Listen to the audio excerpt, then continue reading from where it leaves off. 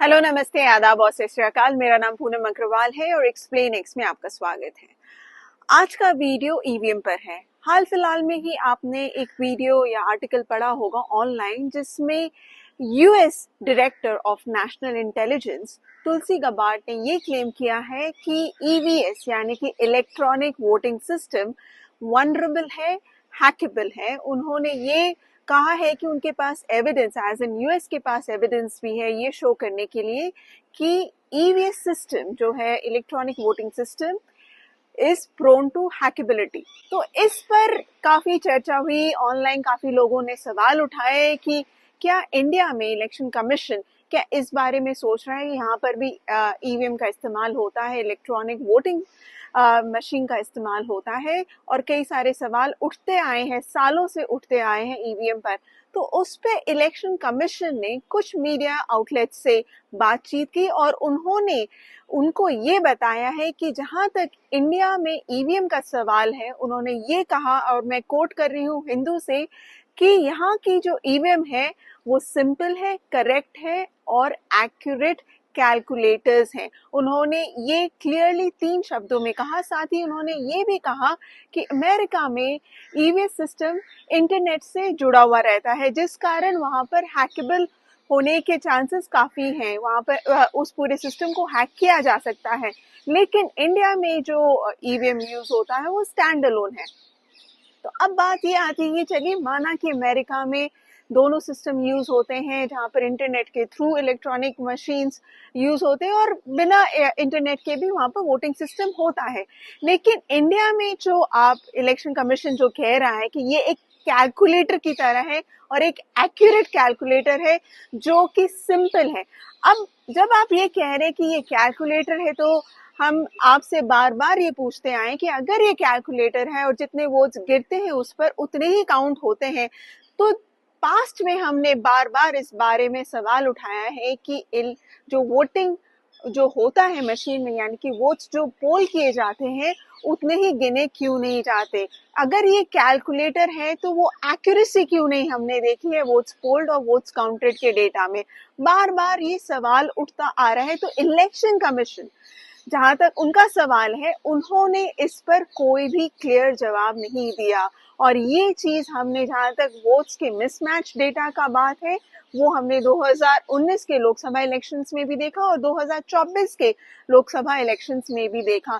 यहाँ तक कि association for democratic reform, ADR, जो कि इलेक्शन का वॉचडॉग एनजीओ है, उन्होंने कई बार इलेक्शन कमीशन को इसके बारे में पूछा और जानकारी चाहे कि आखिर ये मिसमैच क्यों हो रहा है, पहला। और दूसरा, अगर ये मिसमैच हो भी रहा है इतने सारे कॉन्स्टिट्यूएंसीज में, तो हर कॉन्स्टिट्यूएंसी में इस मिसमैच का कारण बताएं इंडिविजुअली, ना कि जेनरिक रिप्लाई दीजिए कि कुछ ईवीएम से मैल फंक्शन कर गए इसलिए उनकी गिनती नहीं हुई। और इस पर आप कोई क्लैरिटी अभी तक क्यों नहीं दे रहे हैं? अगर ईवीएम एक कैलकुलेटर है, थैंक गॉड कि अब उन्होंने माना तो सही कि ईवीएम एक कैलकुलेटर है, वो इस तरह से फंक्शन करता है कि जितने वोट्स गिरे उतने ही काउंट होने चाहिए। बात सिर्फ यहाँ नहीं है, इसके अलावा भी बहुत सारे क्वेश्चंस उठे हैं इलेक्शन कमीशन पे कि आखिर आप ट्रांसपेरेंसी को लेकर क्या कहेंगे। कई बार इलेक्शन कमीशन से कई सारे सवाल उठाए गए हैं। एक वोट्स डेटा का जो मिसमैच है वो एक सवाल रहा। दूसरा, फॉर्म 17C जिसमें वोट्स पोल्ड का डेटा होता है वो भी आप शेयर नहीं कर पा रहे, नहीं करना चाहते। यहाँ तक कि सुप्रीम कोर्ट में भी ये मैटर लगाया गया था, पिटिशंस लगी थी, उस पर चर्चा हुई। आपने कहा कि ये नहीं आप शेयर कर सकते क्योंकि आपके पास सुविधा नहीं है, मैन पावर नहीं है, इंटरनेट कनेक्शंस नहीं मिलते आपको रिमोट प्लेसेस में, जहां पर पोलिंग होती है गाँव में या स्मॉल टाउन में, वहां पर आपको इंटरनेट कनेक्टिविटी की प्रॉब्लम आती है जिस कारण आप अपलोड नहीं कर सकते। तो ये सारी रीजंस जो आपने बार बार सुप्रीम कोर्ट को दिए हैं, कहीं ना कहीं ये भी दर्शाता है कि आप क्या सच में शेयर करना चाहते हैं और इन टेक्निकल इश्यूज के कारण नहीं कर पा रहे। तो फॉर्म 17C एक बहुत बड़ा मुद्दा बन चुका है 2024 के लोकसभा इलेक्शंस के बाद, और इलेक्शन कमीशन इस पर कोई भी क्लैरिटी नहीं दे रहा। तीसरा, अब आते हैं SLU पर, जो कि सिंबल लोडिंग यूनिट है। अब ये क्या है, मैं आपको सिंपल लैंग्वेज में बता दूं। सिंबल लोडिंग यूनिट इसलिए जरूरी है क्योंकि जो ईवीएम का बैलेट यूनिट होता है, जहां पर आप बटन प्रेस करते हैं, उसके साथ आपने देखा होगा वीवीपैट कनेक्टेड होता है। तो सपोज करिए आपने हाथी के चिन्ह पर बटन प्रेस किया, अब सिंबल जो आएगा, जो सिंबल हाथी का चिन्ह है, वो वीवीपैट के स्लिप में तभी आएगा अगर वो दोनों में कोई कनेक्शन हो। तो ये जो SLU होता है, इसके जरिए आप सिंबल अपलोड करते हैं ताकि वीवीपैट स्लिप में वो प्रिंट होके आ जाए। अब ये SLU क्या है, ये मशीन, ये किस तरह से इसकी प्रोग्रामिंग होती है? कोई तो प्रोग्रामिंग यूज किया जाता है जिसके जरिए आप वीवीपैट में अपलोड करते हैं।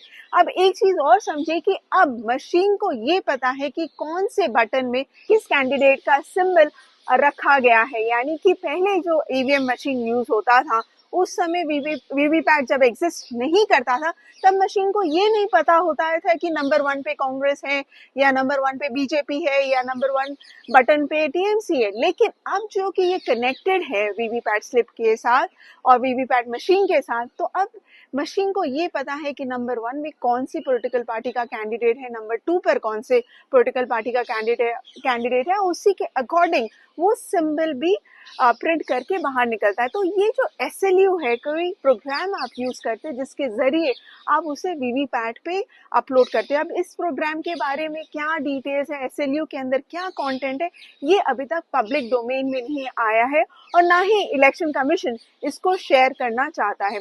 अब आते हैं वीवीपैट स्लिप के काउंटिंग के ऊपर। 100% वीवीपैट स्लिप काउंटिंग पर पिटिशन लगी थी सुप्रीम कोर्ट में, जिसके बारे में आपको पता ही होगा कि सुप्रीम कोर्ट ने उस पिटिशन को डिसमिस कर दिया और इलेक्शन कमीशन के फेवर में ये कहा कि ये काउंटिंग नहीं की जा सकती क्योंकि इसमें समय लगता है, काफी बैंडविड्थ लगेगा।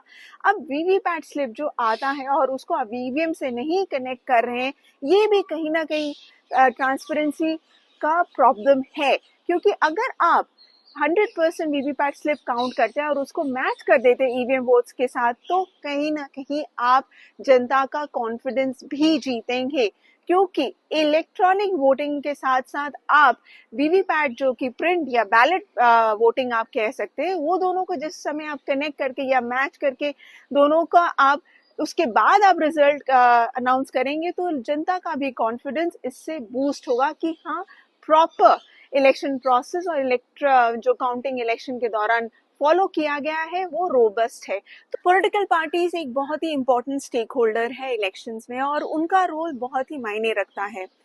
हमने देखा है पास्ट में कि इलेक्शन कमीशन से वो सवाल तभी उठाते हैं या पूछते हैं जब वो इलेक्शंस हार जाते हैं, नहीं तो वो चुप भी रहते हैं कई बार। तो ये जो एक पैटर्न देखने में आया है ऑपोजिशन पार्टीज का, ये हेल्दी नहीं है। इलेक्शन कमीशन से सवाल उन्हें तब भी पूछना चाहिए जब वो इलेक्शंस जीत जाते हैं, क्योंकि ट्रांसपेरेंसी बहुत इंपॉर्टेंट है। अगर उनको लगता है कि इलेक्टोरल प्रोसेस एक रोबस्ट यानी कि एक सही तरीके से, एक ट्रांसपेरेंट मैनर से नहीं हो रहा है, तो उन्हें ये सवाल उठाते रहना चाहिए। उनका फोकस सिर्फ एक इलेक्शन जीतना या हारने पर नहीं होना चाहिए, उनका फोकस एक लार्जर पर्सपेक्टिव, जो लार्जर पिक्चर है, उस पर भी होना चाहिए कि इलेक्टोरल प्रोसेस यानी कि पूरा इलेक्शन की जो प्रक्रिया है वो क्या सही तरीके से फॉलो किया जा रहा है कि नहीं, क्या वो ट्रांसपेरेंट है कि नहीं, क्या इलेक्शन कमीशन पारदर्शिता इस तरह से मेंटेन कर रही है कि वोटर्स के मन में, चाहे पॉलिटिकल पार्टीज या कैंडिडेट्स के मन में जो भी सवाल उठ रहे हैं, क्या उनके जवाब वो सही तरीके से दे रहे हैं कि नहीं। और वो जवाब सिर्फ जवाब नहीं होने चाहिए बल्कि वो सेटिस्फैक्टरी जवाब भी होने चाहिए। तो ये सारी चीजों का ध्यान रखना पॉलिटिकल पार्टीज की जिम्मेदारी है, क्योंकि पॉलिटिकल पार्टीज हमारे रिप्रेजेंटेटिव है और इलेक्शन में उनका बहुत ही इंपॉर्टेंट रोल होता है। तो उन्हें एक रिस्पॉन्सिबल सिटीजन की तरह, एक रिस्पॉन्सिबल पॉलिटिकल पार्टी कैंडिडेट की तरह बिहेव करना चाहिए और इलेक्शन कमीशन से सवाल सटीक तरीके से, कॉन्क्रीट तरीके से पूछते रहना चाहिए जब तक उन्हें एक सैटिस्फैक्टरी जवाब नहीं मिल जाता। आशा करती हूँ आपको ये वीडियो पसंद आया होगा। Please to like, share and subscribe to my channel. Thank you.